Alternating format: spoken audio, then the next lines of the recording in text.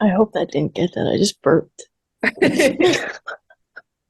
We're Denada, We're back. and we're gonna be discussing the documentary An Honest Liar Boom. that mainly follows Inception. Amazing Randy's life, and we are going to be connecting that with the seven different documentary techniques that have seen. What I want to talk about is mainly the found footage aspect of the film. I think that was a sort of the primary way in which we are constructing a world in this film. We're not really constructing it through say like direct observation and such. That's more of a character thing, but we're learning about this world through a variety of found footage. To go to like more specific examples, when something that we're shown at the beginning and something that only really comes into play at the end is when Devi is on on Tell the Truth, and we see one of them is lying about being the real Jose Alvarez, um, which of course we find out isn't true. Not only is this just kind of like perfect that this happened, and that's all of these circumstances like worked out. Um, and I think it was a really good inclusion. But there's this very specific moment. There's a difference in terms of how they're presented the first and the second time. The first time that we see it, we are seeing just the film is rolling as it goes, or the film is rolling with very little editing or adjustments. We're really just like being introduced, if anything, to Jose Alvarez.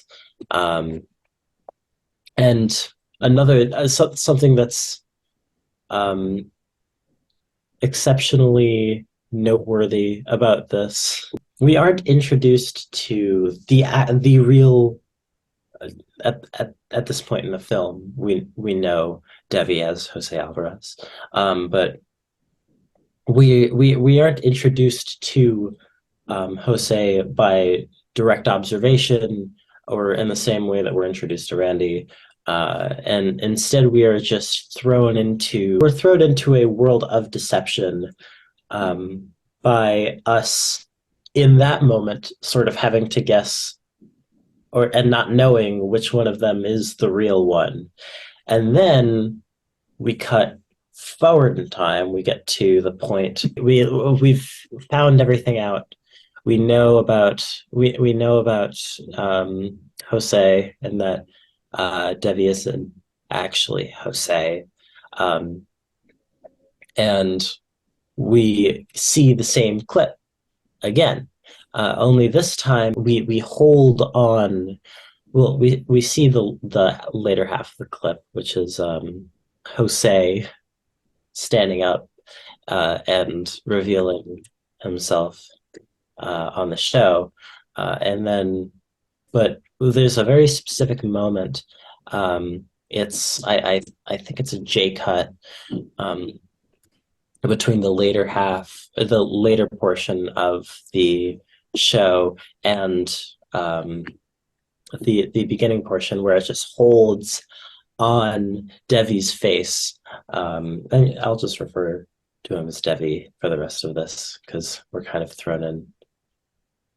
We're thrown different names. We're holding on Devi's face, and it's just kind of it's still there. And I think the emotion that it's trying to invoke in this J cut is sort of a like the fact that we're like so zoomed in on his face is we're trying to like suss out a level of like insincerity or like irony, and I think that comes across in the footage. I think you get a level of like, what have I gotten myself into from Devi, which may just be because of the context of the fact that we know that Devi isn't actually, that Jose is actually Devi.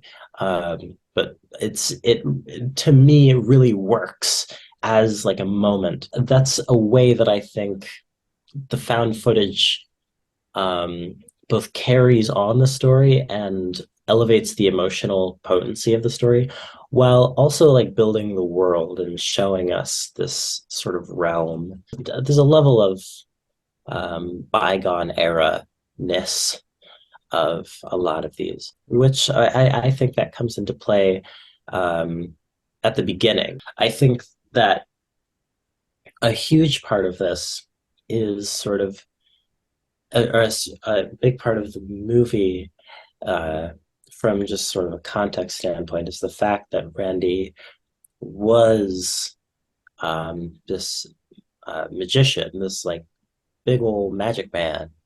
One of the earliest found footage clips we see is him escaping from the straitjacket upside down. And we get the song Magic Touch, which is perfect. It is a perfect song for this moment. The music in this is used somewhat sparingly. It's definitely present. It lays there as sort of a undertone of a lot of the sort of visual elements that are hitting you from all angles.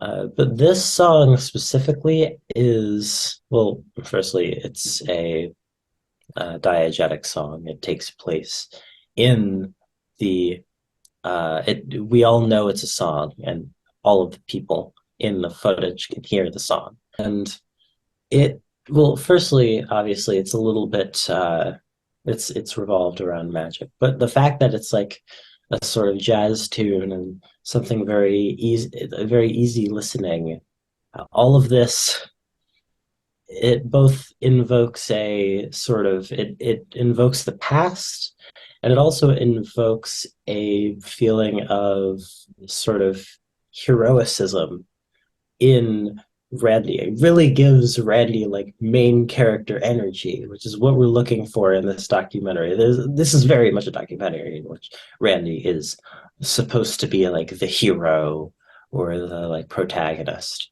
and so this is like Randy's theme. It's kind of like a leitmotif for Randy. It serves as sort of a moment where we can be like, it's Randy. Look, everybody, it's Randy. That's like the power of the song to me. And that was something very special in that particular point. One other found footage thing. There's a specific cut between um, Yuri Geller. He's looking to our right, and then we get an immediate cut to James the Amazing Randy looking to um, to our left. It gives the impression that they're like staring each other down, even though they likely never faced off in person. I think that was slick. But I think the only other found footage was like that I could add. It was after we find out like Davy is Davy and not who we've known him to be. Mm-hmm. Like you said, like they replayed the clip of him on to tell the truth, but then we also get the replayed thing of him. I think it was probably one of the first videos of him pretending to be Carlos because in Spanish he's repeating, "I don't want to do this," and they're like telling Yeah, him he has to do that.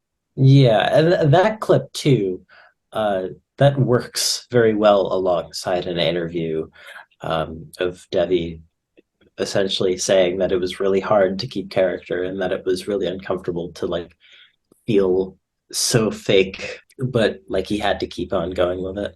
And like that just worked really well. That clip probably was sort of just a Carlos like spirit or something that was speaking that was speaking to this it seemed like an interviewer or someone like that. Um, but the way it's cut, it feels like it's like, oh my gosh, we're discovering what Devi meant the whole time. And it's like, it really works. It really works for this. I also just wanted to mention, like, during the whole film, there was like a lot of found footage. Like, I feel like it made up kind of the bulk of the film.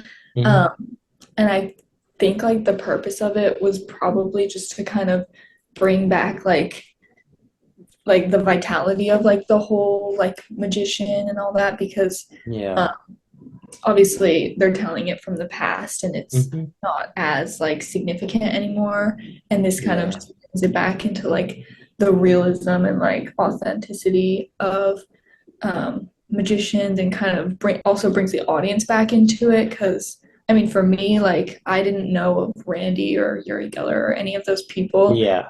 Like I feel like especially for like our generation it kind Mhm. of brings back its importance, and yeah, and like just highlights the significance it had at the time. Yeah, especially for that like era. But by using all this found footage, by going back to the past, by revisiting it, it's like we are peering into a world that's like just underneath what we've known to be. It reintroduces us or introduces us for the first time to the world of magic, which is something that I think is really powerful about this documentary, and something that a lot of documentaries can do very well is bring you back to a time that you may not have been around in, or that may be very distant from you. And like the found footage also like took us with Randy and like all the significant moments in his life and made it like significant in the documentary Mhm. too.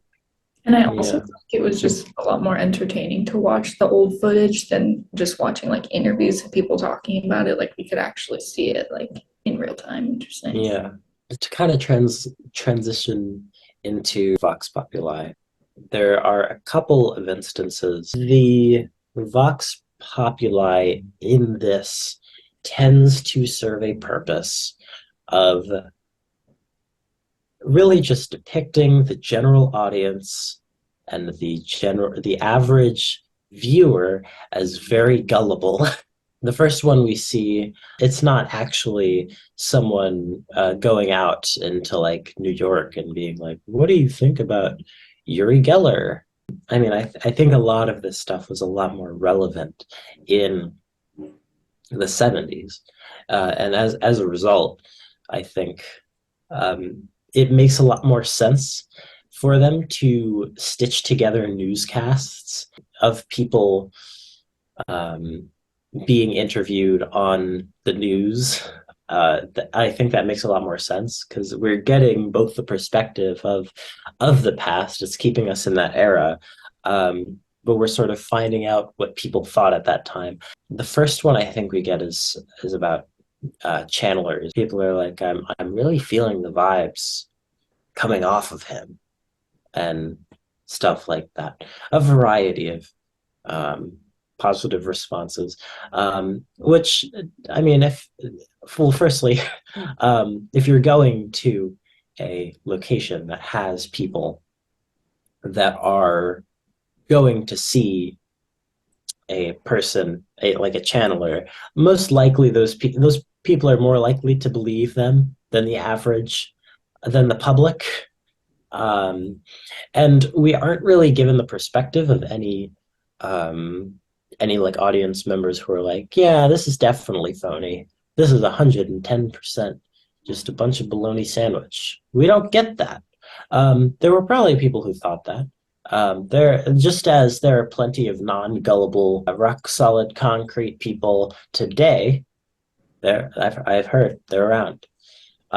They existed in the past, but we don't get their perspective because of the narrative that is being constructed here, which is that the world and that humans are very gullible and that they will believe whatever. Um, and I mean, to an extent, I also think like um, the fact that a lot of newscasters believed this as well just kind of aided this. Like aided in that. There's another thing, which is that you get a variety of different people, a variety of voices. And you get a feel for like the demographic for this. They sort of play a slightly more minor role in the like full production of the story. Like the first love boss that Randy's gotta deal with and does successfully deal with before we deal with Yuri Geller and Peter Popoff, which are sort of these more like larger figures that end up becoming like the main um, the main sort of centerpiece of the story, more specifically Yuri Geller, because of how much back and forth they had. I also think for the Vox Populi, it kind of like during the film we hear a lot like from the talk show hosts who are kind of advertising it, or like these researchers that are like kind of talking more seriously about it. And with Vox Populi, we can hear from like people that are like us, and we kind of get more of like a humble, like personal opinion that we can kind of resonate with, because like other than that, everyone else who's kind of talking isn't really like within our like demographic. All right, should we move on to the next? So, the one that I'm focusing on is interviews, which is also makes up a majority of the film.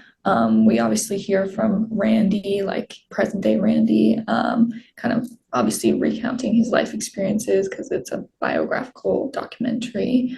We also hear from what we thought was Jose Alvarez, Yuri Geller at the end, and then like a bunch of other scientists and psychologists, and a rock star, also the Mythbusters host, and Bill Nye, which just kind of depicts this like huge range of and collection of people that we kind of hear from during the film, which just shows like the impact he had on like such a wide spectrum of people, and kind of all these different people have something to say about him that are like relevant to what they do, which was pretty cool. But at the same time, it kind of felt like very distant, like when they were throwing these people like in the interviews and like not really introducing who they were or like their relevance to Randy. At least it felt like very random, at least for me, and almost just like they were just taking like a bunch of people and throwing them in there to just kind of add density to like the opinions on Randy and like just the narrative of his story. But we do kind of at the end of the film, when Randy speaks directly to the camera, and the audience, it kind of like there's this shift and suddenly it's like a lot more personal, because during the film we're just hearing like him recounting the events, not really like, I mean, a little bit of like a personalized moment, but toward the end it's like we get like kind of a whole new insight, and it just gets like really close as he's like literally talking to the audience, especially when he's like when during the whole film when he's kind of villainizing Yuri Geller a bit. It just kind of shows that like he's trying to convey truth and realness, which is obviously not something that Yuri does. But yeah. I noticed like they used a lot of different people in like the interviews, and I also like recognized like Penn and Teller, which kind of gave like more of a complex view. And also like when you see these like people who you like recognize, it makes like the documentary more like well-rounded, kind of like prestigious in a way, just because of Yeah. how like they got these like popular well-known figures into it. I also think that interviewing people like Adam Savage and people like Penn and Teller, which are modern names, I've heard of the Mythbusters. I've heard of Penn and Teller. They have such positive opinions on Randy. This guy's a big deal. And then during the film, their role sort of changes by like latter half, and they're more of a they describe the events of Randy's life in a more conceptual way that Randy himself doesn't fully get at. They sort of grapple more with the importance of his legacy than he does. A lot of what is helpful in this is that we get more information about Randy besides like just the stuff that he did. And especially like you guys both said, like we kind of were more prone to like Mm-hmm. believing in Randy because we have all these other reliable like narrators that are telling his story. Melissa, did you have any opinions on that? Was when like Randy himself was saying like as he like once he got started as a magician, he would like literally tell everybody, I will blatantly lie to you. Those lies may not be discernible from the truth. And like this is him old recounting how he would like blatantly tell people he was going to deceive them, which I thought was really funny considering the fact that he definitely did deceive people with that last bit of like interview of him being so real with the camera. There are so many layers of deception there. He will ultimately admit to you when he has been telling when he has been deceiving you. But in this, he says, I don't want to admit that I did this. I don't want to. Well, I looked at the graphics and photos, and I noticed that there were a lot of like pictures of kind of like the posters advertising Randy, and I thought that was really like cool to see like how big of a name he was and like what he did. And I also noticed that they like to use a lot of like newspaper photos, and then they would zoom in on it and like highlight like a key line. And when they highlight it, there would be a voiceover of someone saying something similar to the line and then cut to like a scene that's like really important. And it kind of just shows the significance of what Randy has done in the time period and how there's like newspapers like about it that connects so well to like what we are watching. I guess the only other thing that I could really add for graphics and photos was just like usually it was just like when they were introducing people, like or like especially after like we find out Jose is really Davy, like all they like used like the photos, like childhood photos or like teenage photos to like make us sympathize, which like I guess it wasn't even really the point, but it also kind of was because like the reasoning behind like why Davy used Jose was like a really simple reasons people should be sympathetic for someone. And then like James Randy, as he's like growing up, they show photos of him as he's like talking about his dad. I think there's sort of a connection between the fact that they used these older photos, these like childhood photos, when Randy is talking about his childhood and being gay, and then also when Devi is talking about his childhood and being gay, and sort of how like those experiences like put him in the situation that he ended up in. I think the use of images, it like pulls it like gives us something to look at that's new and that like engages us, and that I mean they're all really sweet photos too. And I think the fact that we see like these really sweet photos of him where he's like smiling and such, and Debbie's talking about like all of the terrible experiences that he went through. I think the juxtaposition actually enhances that level of the level of sympathy, maybe not, or empathy that we give towards Devi. So I'll start with direct observation because I kind of have less to say for that. Like there was a lot of it throughout the film.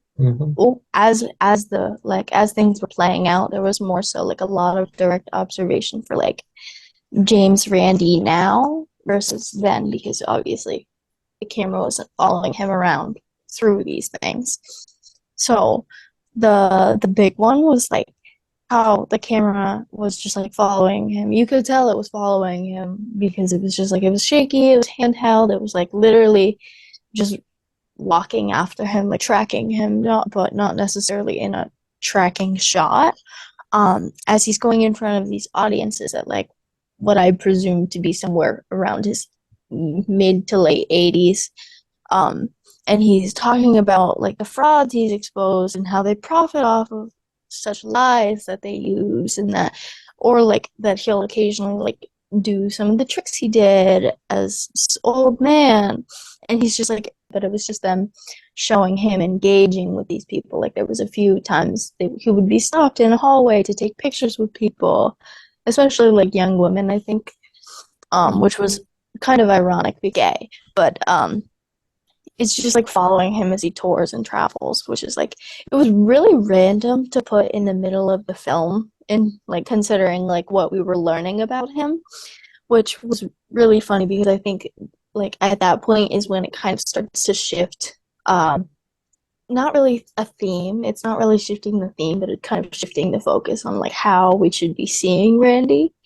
Mm-hmm.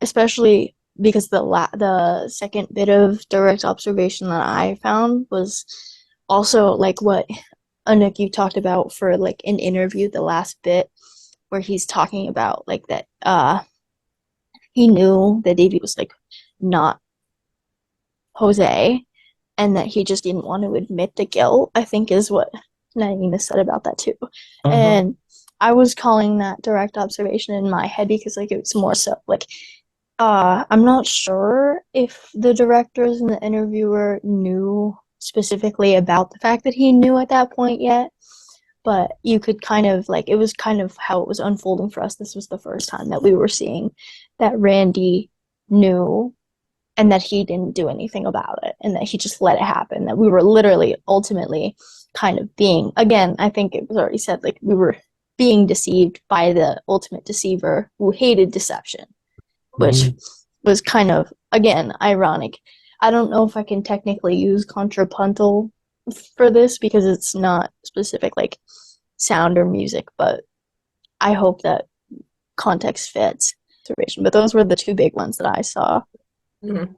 Um, And like, I feel like the impact of the direct observation is kind of like most of the film just takes place like retelling the past, so it kind of brings us back to like reality and like the like what they are now kind of update, like where they are now kind of update. And yeah. So I guess I'll transition into a voiceover. So, there was like a lot, especially with over the graphics and photos, mhm, and then through the interviews that were like cut with other found footage and whatnot. But the big one for me, like I didn't really see anything else that needed much notice. It was that the opening scene and it's voiceover as Randy's walking into the house and walking up the stairs or wherever. I don't know. I didn't want to mhm, call it a building, but it's definitely some sort of home.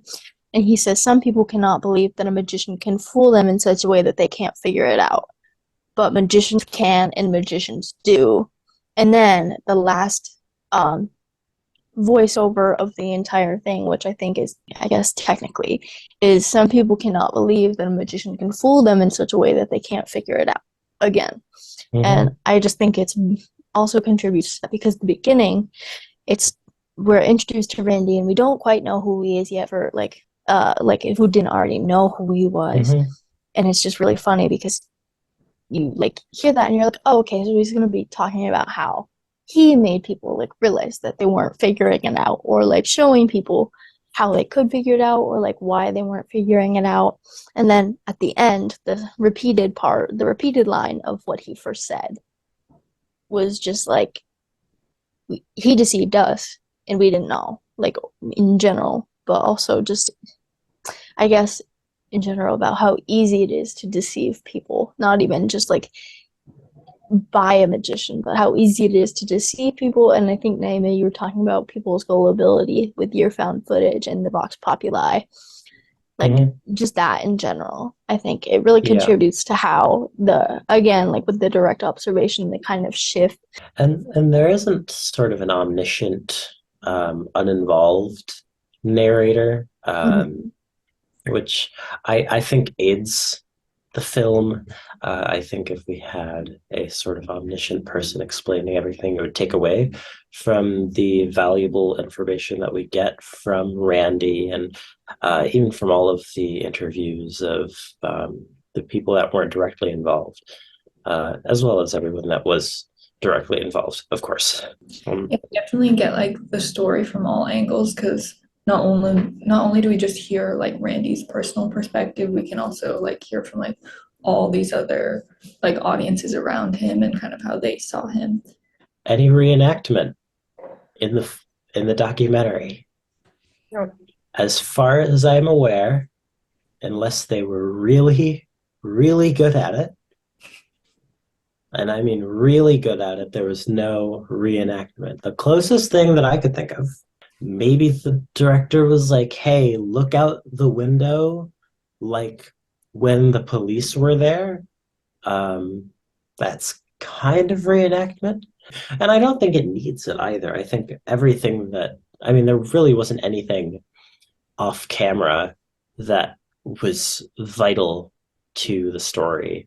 I think that would kind of take away from the point of it, which is that trickery and deception grabs your attention whether you believe it or not. Like, because of all of this, we get the feeling that this is like a really high stakes, like all eyes on me sort of situation.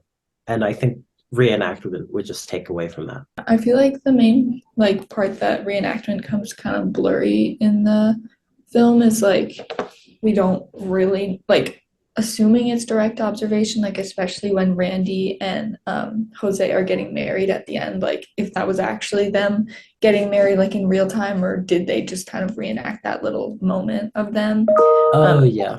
Like they didn't take like actors to like portray them, so like the characters themselves could easily just like they're obviously like playing themselves, Mhm. and they could have Yeah.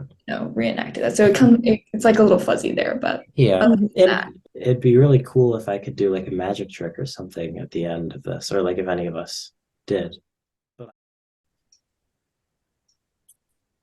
Oh. Oh my gosh. What the hell?